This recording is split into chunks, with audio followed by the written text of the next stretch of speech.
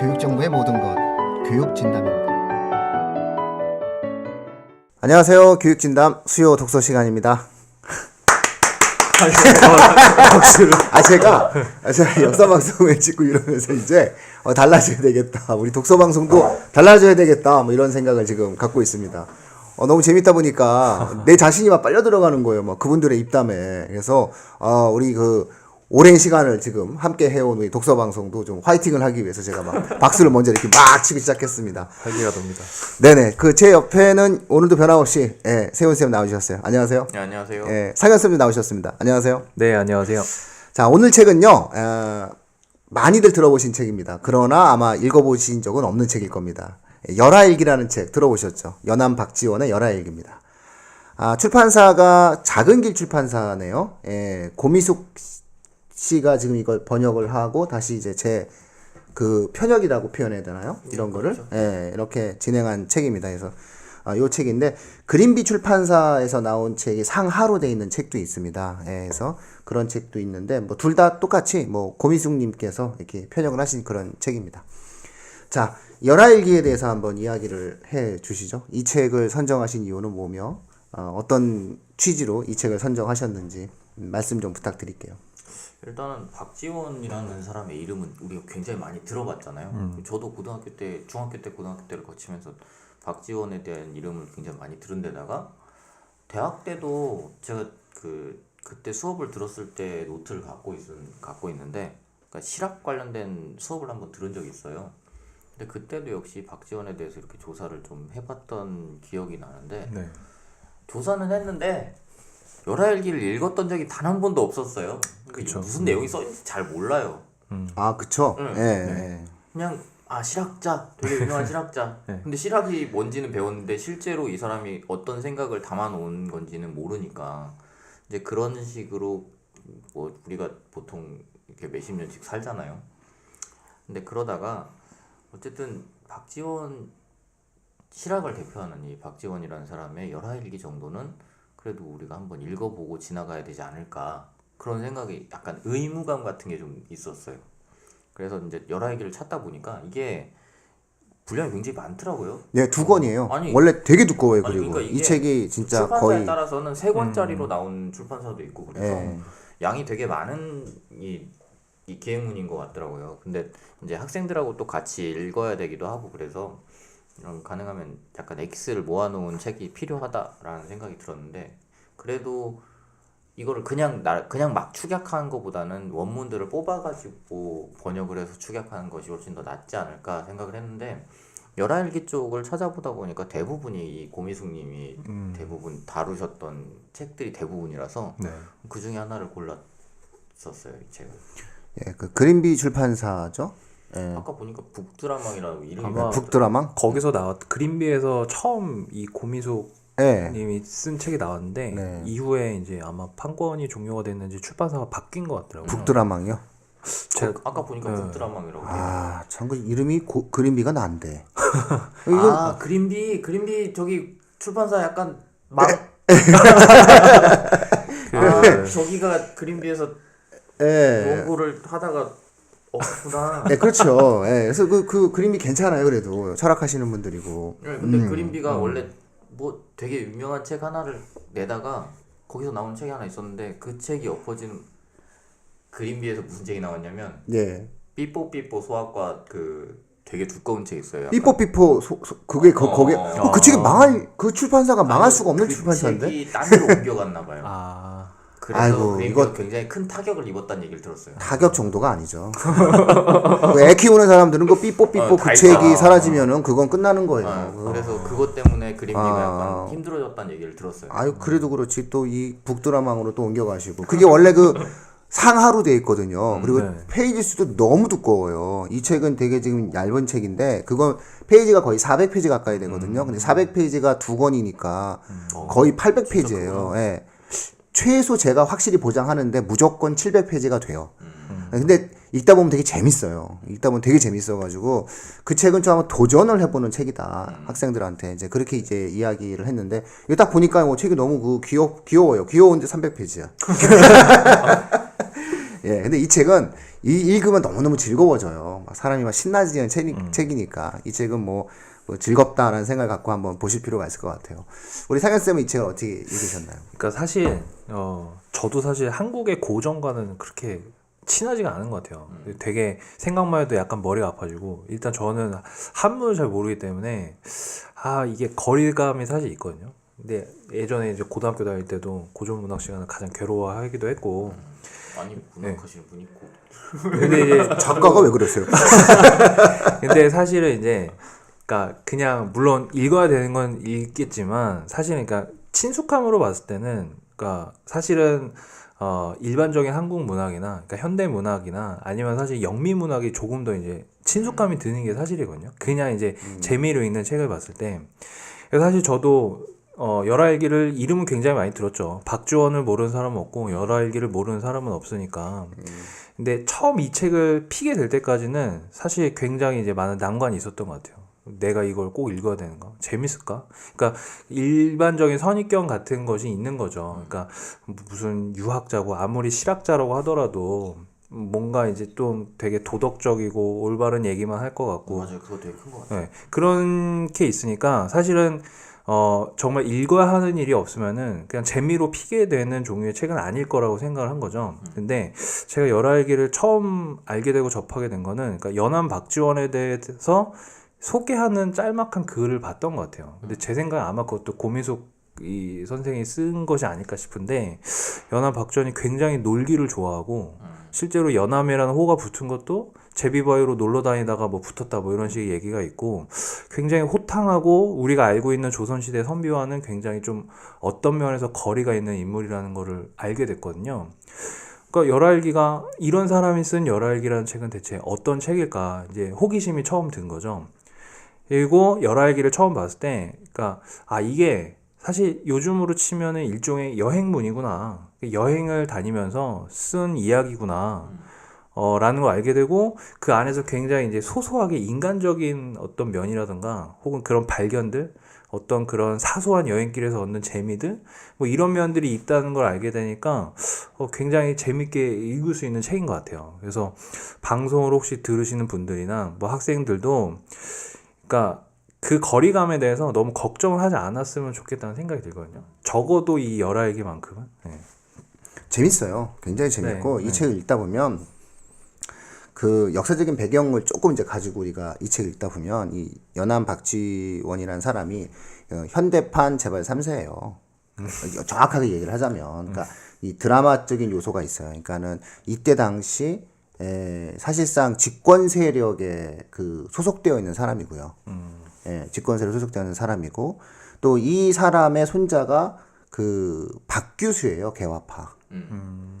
그렇게 돼서 중상주의 실학이 실학자유적인 어떤 흐름이 개화파로 좀 이어지게 되는 어떤 혈연적인 흐름을 이제 보게 돼요. 그 다음에 실학이라고 하는 것들이, 실학이라고 하는 어떠한 이념이 조선 성리학의 지배적인 흐름 속에서 나왔다라는 것을 알게 돼요.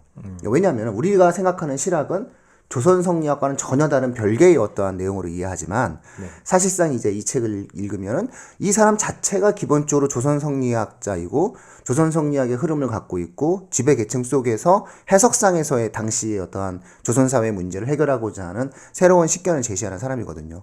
그런 어떠한 내용들 속에서 이제 바라볼 수가 있는 거죠. 그 한마디로 얘기해가지고 이 돈이 좀 있는 집 자식이에요. 힘이 좀 있는 집 자식이란 말이죠. 그러니까 놀러 다닐 수 있는 거고요. 그렇겠죠. 그 다음에 이제 책을 읽다 보면 이제 성격이 이제 우리가 이제 책을 읽으면 이제 글을 보면 그 다음에 성격이 나오지 않나요? 글을 보면. 저는 글을 읽으면 그 사람 성격이 나와요. 학생들 글 쓴 거 보면 야 너는 어떻겠구나 이제 이런 느낌이 나는데 이 사람 이거 정말 잘난 척 많이 해요. 저랑 제가 보면서 좀 비슷하다. 이 사람 이렇게 보면서 그 거칠 게 없어. 그리고 이게 막 이거 좀 이렇게 자기가 봤을 때 좀 이게 모자라 보이잖아요. 그럼 굉장히 막 심하게 얘기를 할 수 있는 사람이어서 거칠 게 없다라고 하는 것은 옳음에 대해서 타협하지 않는 이런 모습을 보인다는 거죠. 그래서 그 이태백이라는 사람이 중국에서 굉장히 유명한 중국 사람들은 항상 이태백을 사랑하는데 그런 일화가 있었대요. 이태백한테 이태백이 글을 어떠한 내용을 글을 이제 문서를 딱 써야 되는데 나 아니면 못 써. 뭐 나 아니면 못 써. 이런. 그러니까 막 너무나 화가 난 거예요. 사람들이 막 너 아니어도 쓸 수 있을 걸 보여줄게 그러는데 진짜 못 쓴 거예요.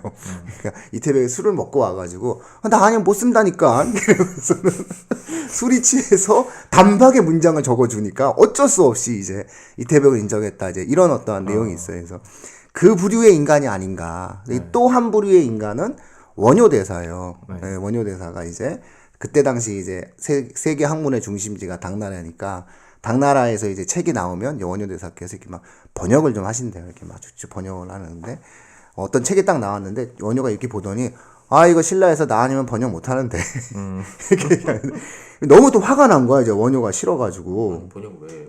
그러니까 이제 그 내용에 대한 의미를 갖다가 다시 이제 다시 새기는 거. 다시 새겨야 되는데. 그러니까 너무 기분이 나쁘니까 이거 우리가 해석할 거야 했는데 결국은 또 못했다는 거예요. 그래서 원효가 거봐 나 아니면 안 된다니까. 근데 그 정도는 아니지만 연암 박지원 이분도 좀 만만치 않게 자기에 대한 어떤 확신을 많이 갖고 계시면서 글을 좀 많이 쓰셨던 것 같아요. 그런데 약간은 좀 보는 게 여기에 호질이 나옵니다. 그죠? 네. 여기에 이제 그 유명한 호질이 나오고 여러 가지 어떤 작품이 나오면서 굉장히 어떠한 고전 문학사에서도 의미 있는 어떠한 여러 가지 생각들을 이제 보여줄 수 있을 것 같아요. 자, 학생들은 이 책에 대한 어떤 반응을 보이나요? 일단은 이 책은 애들이 싫어할 수 있는 순간 끝난 그냥 바로 그냥 휴원한 애들도 요때 있어요. 지금 저희 중3 학생들이 다다음 주에 이 열화일기를 하거든요. 벌써 이제 소문이 돌고 있어요. 소문이 돌아요. 이게 이제 심지어 다음 책은 열화일기다 이러면서. 심지어 다음 주 11시 이거 그래서 그림비로 하면은요 그 갑자기 퇴원이 많아져요. 이번 주가 멋진 신세계로 다다음 주가 열화일기야. 그거 왜 그러셨어요? 3월 달에 불만이 폭주하고 있습니다. 3월 달에 좀 생각을 좀 하고 하셔야 되는 거 아니에요, 지금? 이럴 때일수록 하지만. 그러지 마시고. 이거 진짜 진지하게 얘기하는 건데. 이거 지금, 저 책을 좀 바꿔주세요.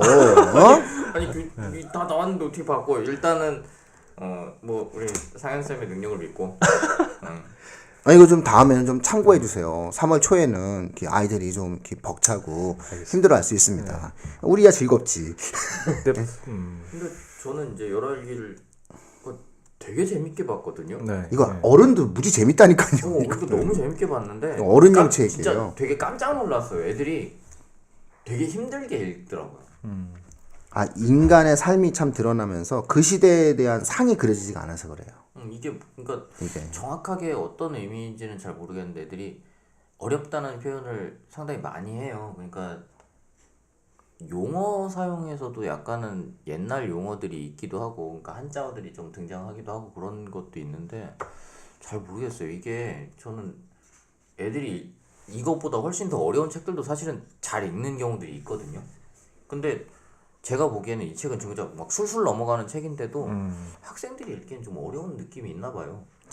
이게 이제 예를 들어서 요동, 산해간, 1200리 이런 단어들이 나오잖아요. 이게 이해가 안 돼요. 그러니까 우리는 요동 이해가 바로 되잖아요. 고구려 곧땅, 산해간 그 요동과 중국의 경계로서의 흐름, 1200리 거리 감각 딱 나오잖아요. 500km, 400km 이게 나오는데 애들은 이게 안 돼요. 그런 다음에 여기 보면은 그때 당대의 이게 그 외교적인 외교관 신분으로 가는 거예요, 사실은. 그렇죠. 연암 박지원이 이제 외교관 신분으로 간단 말이죠. 근데 이 외교관 신분으로 가서 이제 황제가 있는 곳으로 또 가요. 황제가 이제 여름 피서 갔다고 또 갔다가 또 돌아왔다. 이러면서 이제 이게 꼬이는 어떤 상황이에요. 그러니까 우리로 치면 트럼프가 백악관에 갔다가 갑자기 하와이 간 거야. 그래서 우리 갔다가 다시 이제 하와이를 가야 되는 이런 어떠한 상황이 이제 발생을 하게 된 거죠. 그러니까 그런 어떠한 과정들 속에서 당시 어떠한 중국에 있어서의 어떠한 모습들을 그대로 이제 그리게 된 거죠. 그러니까 애들은 이게 이해가 좀 되기가 어려워요. 두 번째로 성리학적인 흐름과 당시 어떠한 사대적인 형태의 동아시아 역사적인 맥락 자체가 또 나와야 돼요. 그 다음에 철저하게 관통하고 있는 게 성리학적 이념을 근거로 해서 진행을 하고 있어요. 그리고 조선의 신분제적인 사회와 당시 조선의 산업적인 형태의 내용들이 녹아들었다는 거죠. 그러니까 어른들은 굉장히 재밌고 굉장히 문장 자체도 우무장대하잖아요, 사람이. 그러다 보니까 이제 뭔가 스케일 크고 시원한 그런 느낌이 나는데 학생들은 이 글을 읽을 때는 정말 다짐을 하고 읽어야 되는 거죠. 근데 읽으면 엄청난 책이 되는 거예요. 그래서 거꾸로 이 책을 읽으면 정말 엄청나게 아이들에게는 학생들에게는 거대한 형태의 이익을 줄 수 있는 책이다. 이런 생각이 들으니까 적어도 저는 이렇게 생각해요. 인문사회학을 전공을 하고 있는 학생이라면 이 책은 필독서다. 대한민국의 고등학생 정도가 된다면 인문사회 계열로 진학을 하고자 하는 대한민국 고등학생이 이 책을 안 본다라고 하는 것은 탐구적인 형태에 있어서 호기심이 좀 덜한 게 아니냐. 왜냐하면 얼마나 많이 나옵니까? 한국사에서 실학 나와, 박지원 나와, 그렇죠. 국어 공부하다 보면 뭐 호질 나와, 뭐 엄청나게 많이 나오잖아요. 약간 그런 게 읽은 것 같은 느낌을 주기도 해요. 아, 너무 많이 나와서 내가 읽었을 걸 이런 느낌이 좀 있기도 해요. 그러니까 되게 친숙하거든요. 네. 열화일기 그러면 막 교과서에서 지문으로 조금씩 떼어서 나오는 경우들 있잖아요. 그런 거 보면 그런 걸로 봤으니까 나 그래도 어느 정도 익숙해서 마치 읽은 것 같은 느낌이 있어서 처음에 이 열화일기의 분량을 딱 보면 굉장히 놀라죠.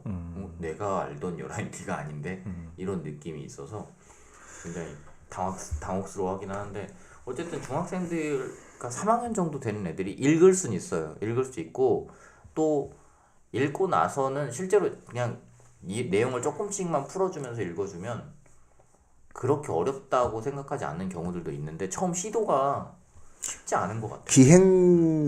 기행에 역사에 관련된 책 자체가 처음에 읽기가 좀 쉽지는 않아요. 근데 이제 이 책은 좀 한번 읽었을 때 사실상 이제 우리가 어떤 지식적인 그런 부분을 떠나서 그 입시에 참 도움이 되는 책이에요. 이 책은 솔직히 말하면 이 책은 그냥 제가 이렇게 재미있냐 이렇게 물어봐요, 애들한테. 그래서 학생들한테, 고등학생들한테, 이제 인문사회가 계열관한테 열화일기는 읽었고 이렇게 제가 얘기를 해요. 읽었고라는 제 이 말 속에서는 읽어야 한다는 뜻이 전제가 되어 있거든요. 그래서 아니요, 그러면 읽어야 돼. 빨리 봐. 어차피 볼 거니까 빨리 봐라고 얘기를 하거든요. 그래서 왜냐면 이제 이게 여러 가지 영감도 주고 그리고 이 책을 전권을 다 읽다 보면은 관련된 형태의 어떠한 문제를 풀어가는 과정에서 뭐 충분히 도움이 많이 돼요. 그러니까 기왕에 독서를 한다라고 했을 때는 이 책을 전권을 좀 보면 훨씬 더 즐겁죠. 그리고 인생 자체가 되게 재밌어져요. 예. 그리고 보다 보면 박지원에 대해서 이렇게 조금 좋은 사람이다. 이 사람 자체가 좀 유쾌하고 즐거운 사람이다. 그리고 그런 느낌을 이제 받는 그런 책이 되는 거죠. 기본적으로 이 사람은 바탕에다가 약간 유머를 깔고 있는 사람인 것 같아요. 계속 뭔가 재미있는 걸 찾아가려고 하고 말을 한마디 한마디 할 때도 이게 여기다 써놔서 그렇지 이걸 그냥 앞에서 들었으면 계속 상대편을 웃기려고 노력하는 그런 사람이라는 느낌이 막 확 들어요. 그렇죠. 맞아요. 호기심은 또 얼마나 많습니까? 뭐 이렇게 뭐 술인 줄 알고 뭘 줘요. 이제 이게 뭐 여기 술이 아닌 것 같아. 근데 술처럼 먹네. 뭐 이러면서 얘기하고 어디 가서 또 이렇게 사람을 또 사귀어가지고 또 그것도 술을 얻어먹고 와요. 그러니까 그런 거 보면은 진짜 괜찮은 친구가 아니냐. 뭐 이런 어떤 여행에 대한 어떤 참 맛을 느끼는 그런 것 같아요.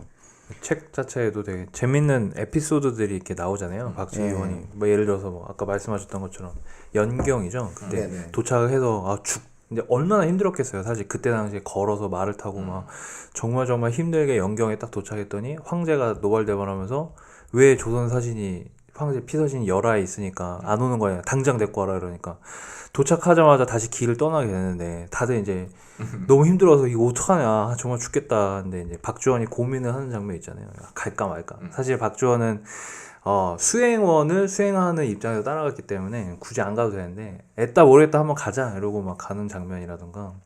사실 제일 재밌었던 장면은 그 뒤에 나오는 판첸라마 대소통이었던 것 같아요.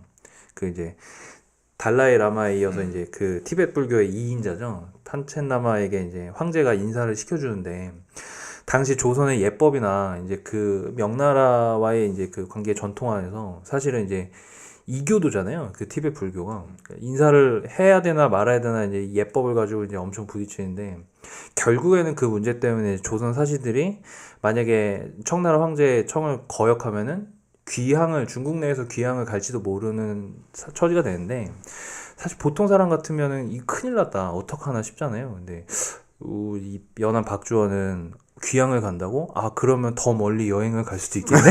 신난다 이러면서 생각을 했던, 한편으로 어떻게 보면 대쪽 같은 사람이고, 아, 되게 자유로운 사람이었다 이런 생각이 드는 자유로운 것 같아요. 영혼이에요.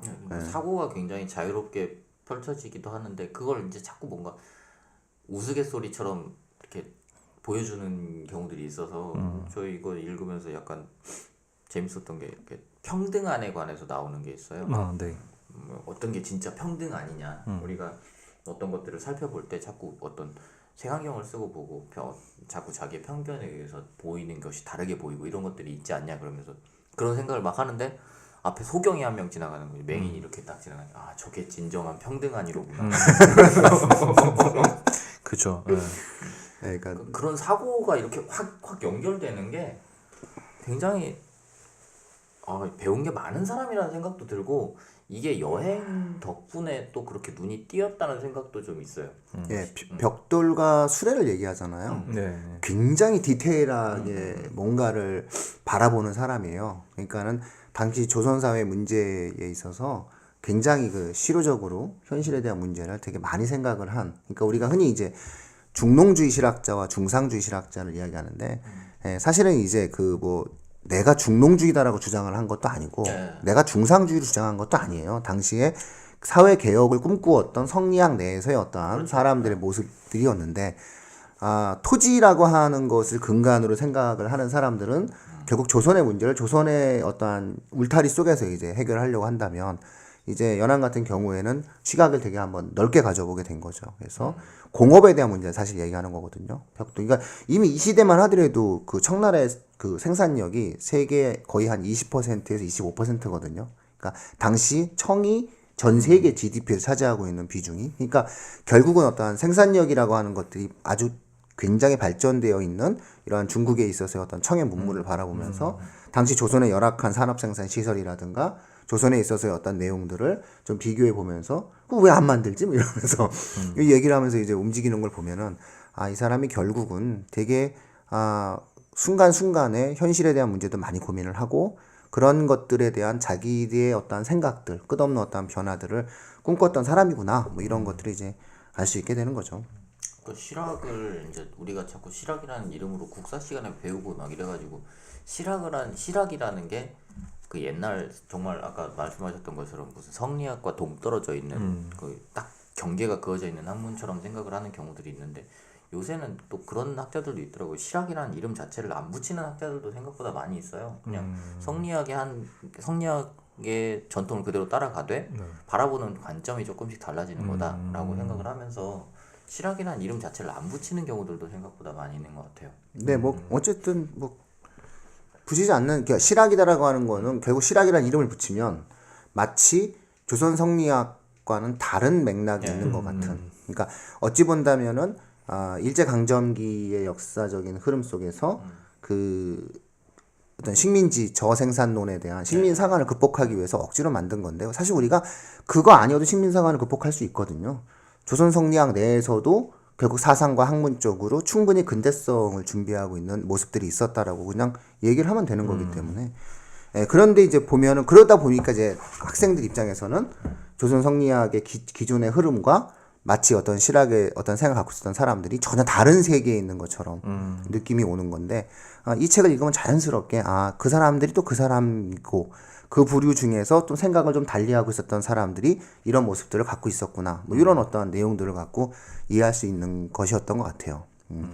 그러니까 말씀하신 부분이 이 책에서 이제 다루고 있는 게, 그러니까 그 부분이 나오잖아요. 그러니까 기존의 조선에서는 이제 정덕 이용 후생을 주장했다면은, 그러니까 완전히 전혀 새로운 것이 아니라, 그러니까 이용을 해야지만 후생과 정덕이 가능하다라고 보는 게 이제 박주원의 입장이었다 이렇게 해설이 있는 것 같은데, 사실 이제 그게 기존의 성리학의 질서 안에서 그 변형되는 모습, 그것을 전통을 이제 계승하면서도 한편으로 이제 더 나은 방향으로 나아가고자 하는 그런 의지였던 것 같아요. 네. 그걸 굳이 이렇게 막 실학이라고 이름을 붙이는 바람에 오히려 더 이게 가치가 평가절하됐다는 느낌도 있어요. 그러니까 이후에 뭐 박지원이라든지 박재가라든지 이런 사람들의 내용이 어떤 이 책들도 그렇고 약간 평가절하돼. 성리학은 굉장히 뭔가 철학적인 느낌이 간다면 실학 쪽은 왠지 우리가 너무 실용적인 쪽으로 치우쳐 있는 학문이라고 생각하게 되는 경향이 있어서 네, 맞아요. 그런 느낌이 좀 있어요.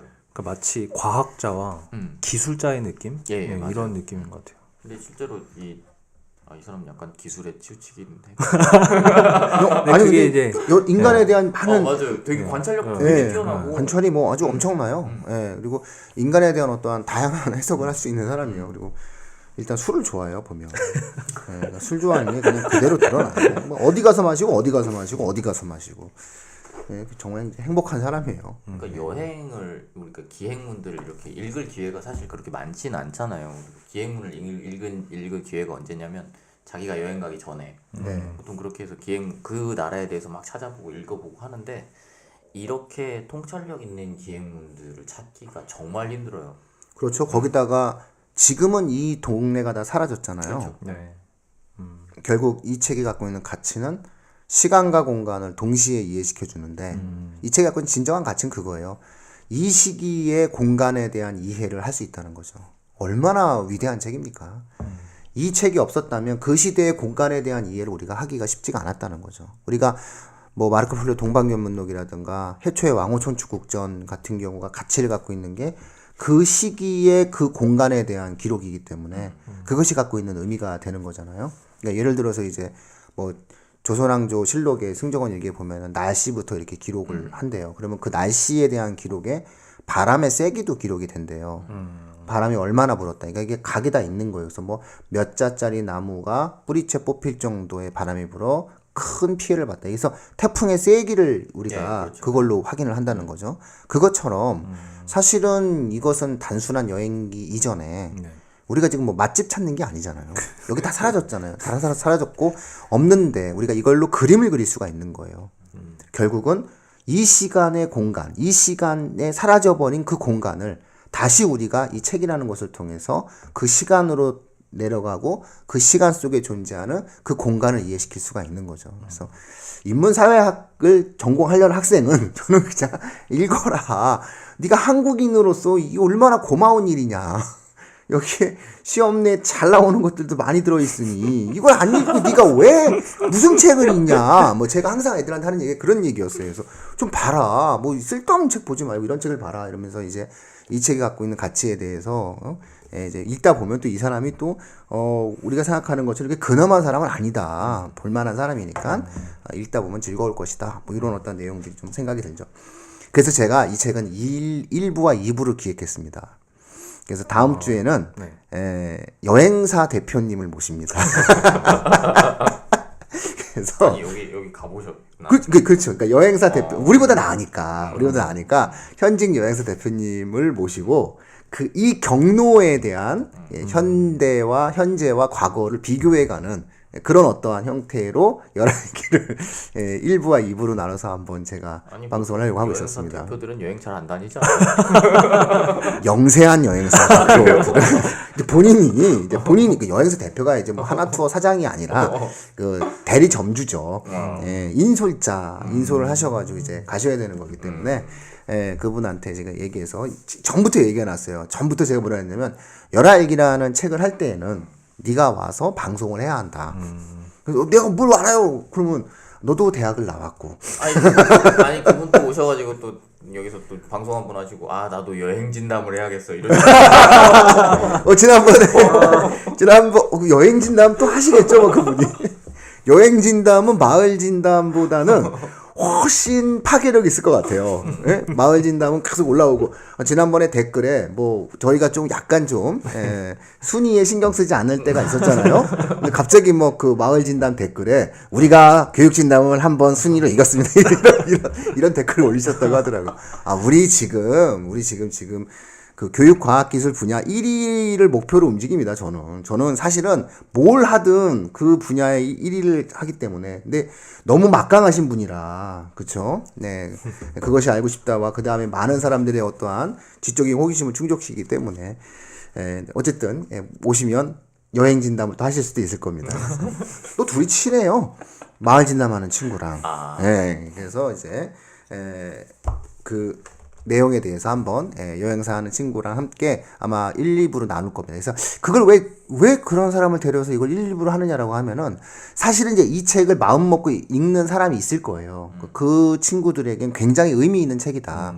이 책은 어찌 본다면은 입시뿐만 아니고 물론 이제 입시에 최종적인 도움이 되겠지만 이 책을 한번 제대로 맛을 한번 보려면 학생들이 시각에서 맛을 보려면 시간과 공간에 대한 어떠한 느낌, 다시 말해서 과거의 어떤 그 시간 속에서 존재하는 공간에 대한 어떤 묘사가 되어 있는 책이다. 이거 굉장히 가치 있을 수밖에 없는 책이다. 이런 것들을 생동감 있게 한번 이해시키다 보면은 뭔가 좀 더 알아지는 게 있지 않을까. 뭐 이런 어떤 취지로 저희가 이제 인문학적인 어떤 가치라든가 이런 것들을 갖고 이야기를 하고 1부에서는 2부에서는 좀 시간과 공간적인 부분을 갖다 놓고 한번 또 재밌게 한번 또 펼쳐볼 겁니다.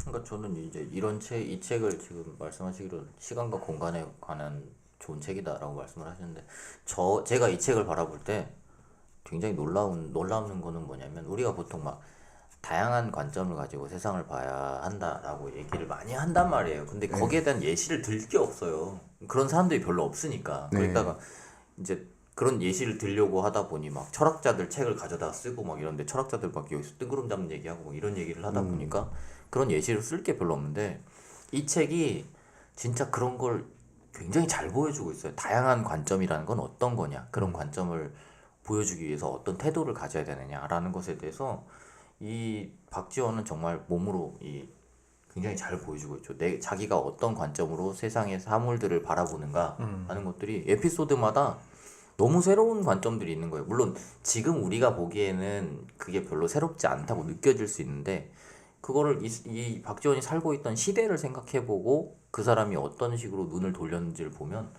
이 사람은 정말로 생각을 진짜 다양하게 하려고 했던 사람이구나 이런 생각이 들어요. 엄청나죠. 네.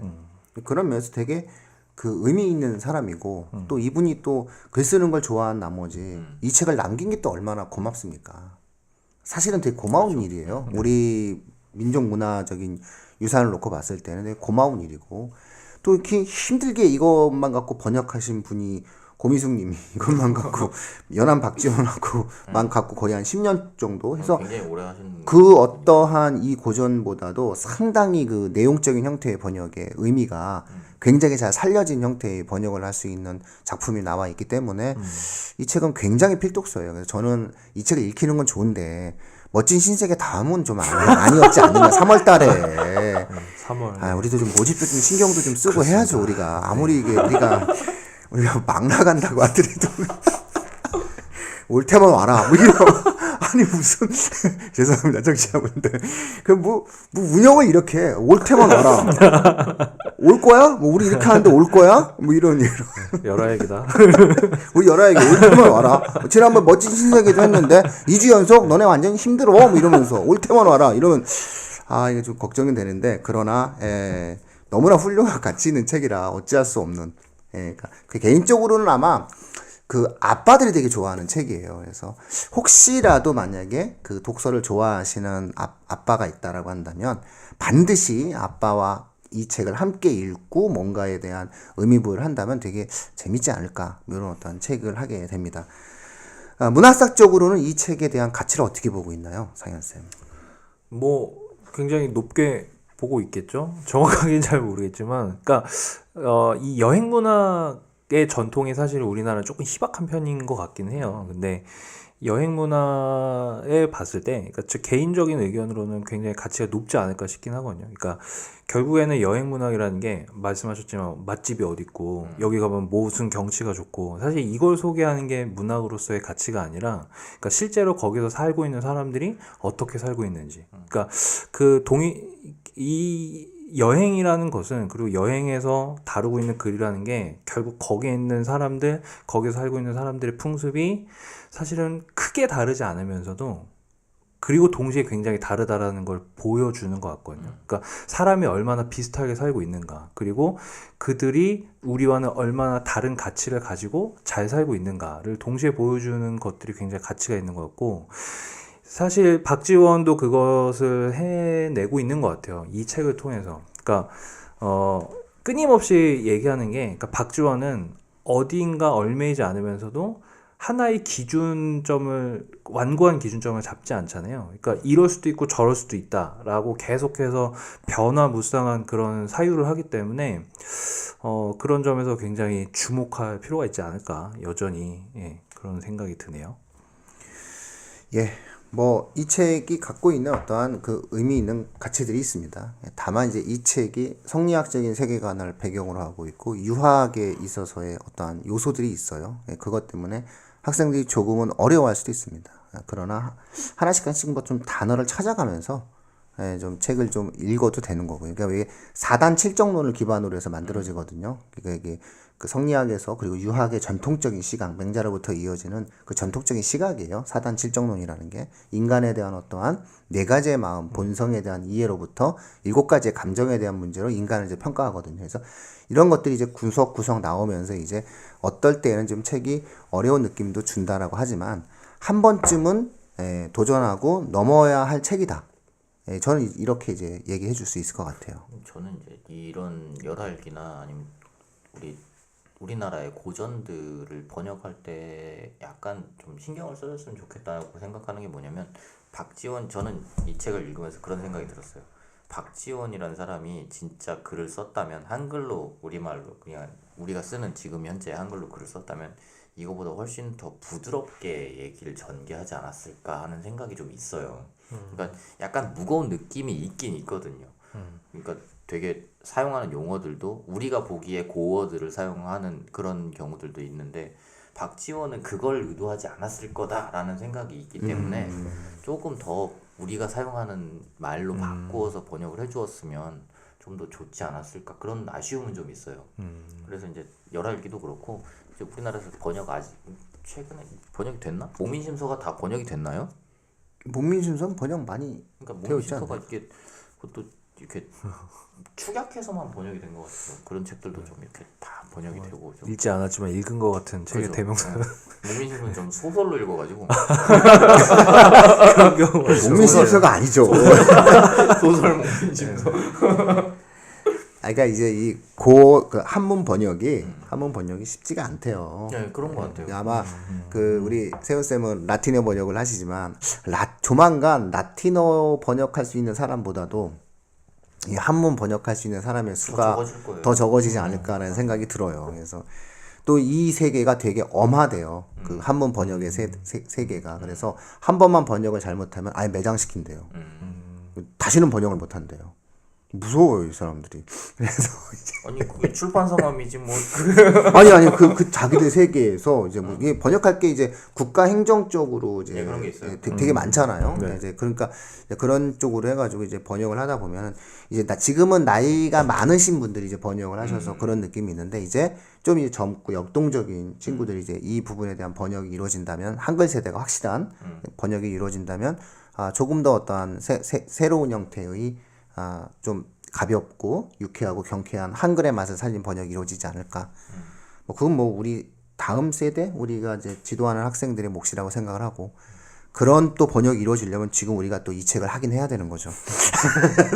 저는 그런 사명감을 갖고 있습니다. 그러니까 좀 즐겁게 해주세요. 즐겁게 애들 그래서 애들한테 미리 슬쩍 흘리세요. 다 안 읽어도 된다. 일부만이라도 좀 파란 거라도 좀 읽고 와라. 막 이렇게 미리 좀 파란 거라도 꼭 읽고 와라. 그렇게 얘기를 해주셔야 될 것 같아요. 다 읽기가 어려우면 파란 거라도 읽고 와라. 박지원 원문만이라도 읽고 와라. 그렇게 한번 이야기를 해주시는 게 좋을 것 사실 같아요. 뭐 제가 일일이 언급하지 않아도 아이들은 자체적으로 알아서 그렇게 하고 파란 있습니다. 것만 읽는. 아니 그래도 예, 그러면 오늘 1부는 뭐 인문사회학적 요 정도 검토하고요. 또 부족하고 추가적으로 이야기해야 될 부분은 그 여행사 대표님 모시고 한번 그 시공간적인 여행을 한번 떠나보는 것이 좋을 것 같아요. 그러니까 사실은 이제 열화얘기라고 얘기하는데 열화가 어딘지 모르죠. 영경은 어딘지 이런 것을 이제 그 지도적인 형태의 개념을 갖다 놓고 그쪽에서 보면 이제 서촉 간다고 얘기하잖아요. 거기에 스촨 지방이잖아요. 지난번 지진 크게 일어났는데 그러니까 그쪽 이제 스촨 서쪽이거든요. 마파두부의 고향입니다. 그 쪽이 혹시 삼국지 총? 네, 맞아요. 거기가 거기예요. 진시황 그쪽 약간 좀 아래쪽이고 그 스촨이에요. 거기가 고원 분지 지역이다 보니까 두부 요리가 발달되고 그 두부 튀김으로 이제 고기의 담백성을 이제 만들어내는 마파두부의 고향이죠. 그래서 중국 4대 요리가 만들어지는 스촨. 그래서 고추기름을 많이 쓰는. 4대 짜장면도 들어가나요? 짜장면은 예, 그러니까 사천 탕면이 있죠. 그래서 이제 보면 이제 중국 우리가 흔히 4대 요리가 사천 요리, 그러니까 스촨, 그 다음에 광둥, 광주, 베이징 요리, 상하이 요리 뭐 이렇게 얘기한다고 하더라고요. 근데 그 서쪽 지방에 이제 있는 거니까 아주 먼 이제 옛날로 치면 거의 그 저쪽 뭐 좀만 더 가면 신장 위구르 나오고 뭐 이런 거니까 뭐 되게 멀리 가는 거죠. 그러니까는. 아 진짜 멀리 갔구나. 예, 그러니까 꿈을 꾸는 거죠. 그러니까 서쪽을 거기까지 이제 바라본다는 것은 그 지구의 끝까지 가겠다는 어떤 결의를 밝히고 있는 거죠. 연안 박지원이 재밌겠네 이러면서 부인 생각은 전혀 안 하는 거죠. 아니 이게 이 당시에 사람들이 남자가 나가서 몇 년쯤 집에 안 들어오는 건 아무런 일도 아닌 거라고 생각하는 경우가 부인 생각 있어요. 아무것도 아니고 보면은 그래서 사랑을 몰라. 예. 그래서 그 다음 주에는 이걸 한번 시 공간 다시 한번 훑으면서 이렇게 그 이때에 대한 이야기 이걸 갖다가 말과 도보로 이제 갔을 때를 한번 따져보면서 그때 나타났었던 어떠한 또 작품에 대한 의미들을 조금씩 한번 살펴보는 그런 시간을 갖도록 하겠습니다. 이제 오늘 요 정도로 마치도록 할게요. 뭐 어떻게 세훈 씨 마무리하실 얘기? 아니요 뭐 마무리 드릴 말씀은 없고 그냥 학생들도 잘 읽을 수 있어요. 네. 읽어야 되는 책이에요. 이 책은 사실은 저는 그냥 거의 강권하다시피 하는 책이에요. 예전부터 해서 다른 거는 몰라도 요 책은 좀 꼭 봤으면 좋겠다. 요 책은 좀 보고 이해도가 높아진다면 좀 나름 풍요롭다. 독서를 할 수 있는 게 좀 풍요로워지고 어디 가서 얘기할 것도 많아진다. 요런 얘기를 좀 해주죠. 상현 쌤은? 뭐 저도 드릴 말씀은 앞에서 다 드린 것 같고, 그러니까 한 가지 이제 요 책이 저희가 이제 선정한 책이 그 고미숙 작가가 그러니까 자기가 번역하는 열알기와 그 원래 책을 청소년용으로 편집한 걸로 예, 알고 있어요. 맞아요. 그래서 조금 내용이 좀 더 간략하고, 그러니까 굉장히 전체 열알기 이야기 중에서 가장 핵심적인 부분만 이제 빼서 거기서 이제 자기의 해석을 붙이고 이런 걸로 알고 있거든요. 그러니까 이 책을 한번 읽고 조금 관심을 가지고 다른 이제 원래 열알기를 읽거나 이렇게 나가도 굉장히 좋을 것 같아요. 사실 이 책은 중3이 보는 게 맞고요. 네. 고등학생, 저는 이제 사실은 중학생이 그 그린비 출판사, 지금 뭐 북그레망? 북그리망? 북드라마. 북드라망? 뭐 이름도 사람들 참 그 출판사는 아무리 봐도 생각할 만하다 출판사가. 이거 생각을 말하다 출판사가 좋기는 한데. 예, 책이 안 팔려서. 자, 그래서 어쨌든 요 책 정도는 중학생이 볼 수 있고요. 그다음에 고등학생 정도가 돼서 만약에 좀 더 그 심오한 책을 읽고 싶다라고 한다면은 북드라망, 이 과거 그린비 출판사에서 나왔던 고미숙님의 어떤 작품 상하권으로 되어 있는 책을 읽으면은 훨씬 더 맛을 볼 수 있다. 이렇게 말씀드릴 수 있을 것 같아요. 다음 주에는 열아일기 2부에 이어서 이걸 갖고 시공간으로 한번 연결해 드리는, 그러면서 나타날 수 있는 구체적인 어떤 내용들, 그러니까 이 책의 내부적인 내용 속에서 벽돌 이야기도 나오고 수레 이야기도 나오고 그런 어떤 것이 핵심적인 기제인데, 그거는 그 내용들 같이 이야기하면서 청취자분들과 다시 한번 만나는 시간을 가질 수 있을 것 같습니다. 자, 오늘 열아일기는 여행하는 그 느낌대로 여기서 마치도록 하겠습니다.